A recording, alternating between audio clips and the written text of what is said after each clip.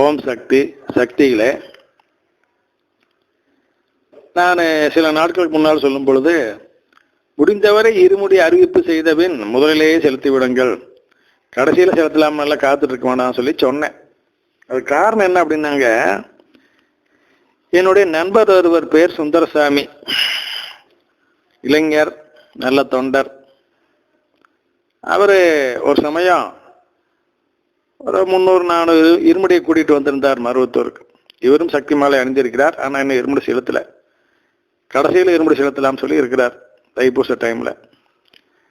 இந்த பக்தர்லாம் இருமுடி செலுத்த வச்சுட்டு இவர் ரூம்ல போய் தன்னுடைய நண்பர்களோடு படுத்து தூங்கிட்டு இருக்கார். அவருடைய மனைவியும் வந்திருக்குது. உள்ளூர்காரங்க, நண்பர்கள், உறவினர்கள் எல்லாம் அந்த ரூம்ல இருக்கிறாங்க. அந்த நிலையில அம்மா அவர்கள் என்ன பண்றாங்க, ரெண்டு செக்யூரிட்டி அனுப்பிச்சு இந்த ரவுண்ட் பில்டிங்ல ஏதாச்சும் சத்தம் ஏற்படுதா அல்லது அலுவலர்கள் அசம்பாவிதம் ஏதாச்சும் நடந்திருக்குதான் போய் பார்த்துட்டு வான்னு சொல்லி அனுப்புறாங்க.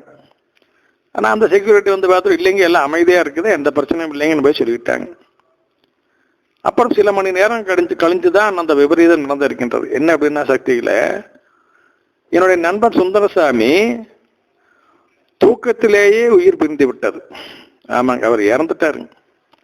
அவர் இறந்தது அருகில் இருக்கும் அவருடைய மனைவிக்கும் தெரியவில்லை, அவருடைய உறவினர்களுக்கும் மன்றத்தாருக்கும் யாருக்குமே தெரியவில்லை. தூங்கிய நிலையிலே உயிர் போய்விட்டது.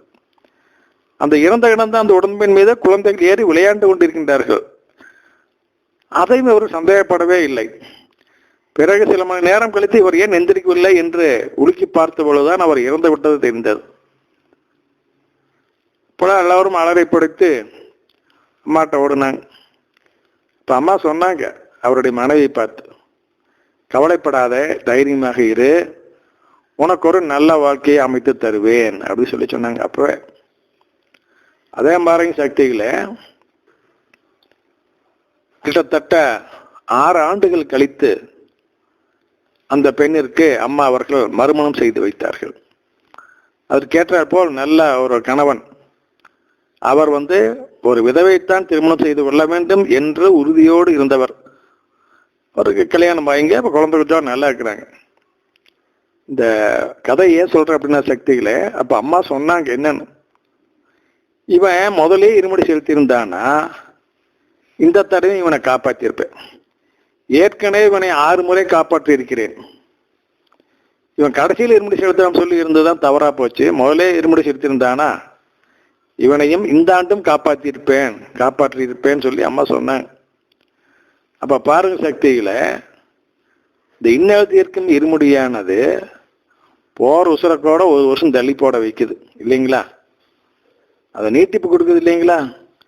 அப்போ நம்ம விதிப்படி ஏனோ தானோ ஆயுசு உள்ளவங்கெல்லாம் அரவர ஆயுசு, நித்திய கண்டம், பூர்ண ஆயுசுன்னு சொல்லுவாங்களே, அந்த மாதிரி கண்டம் உள்ளவங்க எல்லாம் முதலே இருமுடி செலுத்திட்டா அம்மாவுடைய கருணையினால் அந்த இருமுடி பயனால் நமக்கு மேலும் 1 ஆண்டு ஆயுள் நீட்டிப்பு கிடைக்கும் அல்லவா சக்திகளே. அதனாலதான் சொல்லணும் சக்தியில. ஓம் சக்தி.